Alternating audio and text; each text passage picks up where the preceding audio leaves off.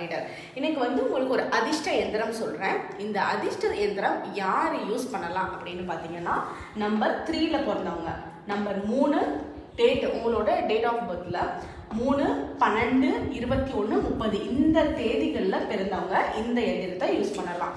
இந்த தேதிகளில் பிறந்தவங்க எல்லாருமே வந்து குருவோட இதில் இருப்பீங்க, குருவோட எனர்ஜியில் இருப்பீங்க. ஸோ அவரோட எந்திரம் தான் இப்போ போட போகிறோம்.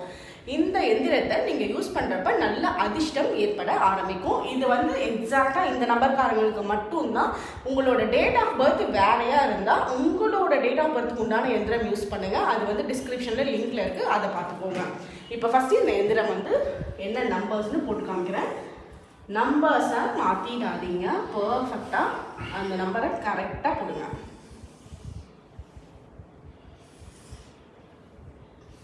நீட்டாக நீங்கள் வந்து போடுற மாதிரி, பேப்பரில் போடுற மாதிரி அந்த ஸ்கேல் வச்சு அழகாக போட்டுக்கோங்க. ஸோ நம்பர் ஃபஸ்ட்டு சொல்கிறேன். இதில் வந்து 9 கட்டம் இருக்கும். ஃபஸ்ட்டு 10, 11, 6, 5, 9, 13, 12, 7, 8. ஸோ இதுதான் இந்த நம்பர்ஸ்.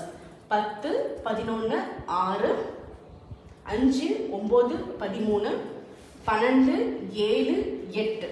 ஸோ இந்த பேட்டர்னில் நம்பரை ஃபஸ்ட்டு எழுதிக்கோங்க. இது வந்து குருவோட எந்திரம். இந்த எந்திரத்தை வந்து முடிஞ்ச அளவுக்கு உங்களால் வந்து கோல்டில் பண்ண முடியும், கோல்டு பிளேட்டில் வந்து போட முடியும்னா ரொம்ப பெட்டர்.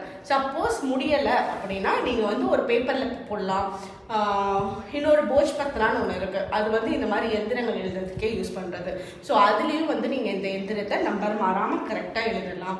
இது எழுதினதுக்கப்புறம் இதோட பின்பக்கம் வந்து உங்களோட பேர் இனிஷியலோட, உங்களோட டேட் ஆஃப் பர்த்து, உங்களோட பிறந்த நேரம் தெரிஞ்சதுன்னா அதையும் வந்து மென்ஷன் பண்ணுங்கள். நீங்கள் எந்த ஊரில் பிறந்தீங்க அந்த ஊரையும். ஸோ இதெல்லாம் எழுதிட்டு உங்கள் கூடையே இந்த எந்திரத்தை வச்சுக்கோங்க. இந்த நம்பர்காரங்களுக்கு இந்த குருவோட எந்திரம் வந்து அதிர்ஷ்டத்தை தேடி கொடுக்கும். தேங்க்யூ.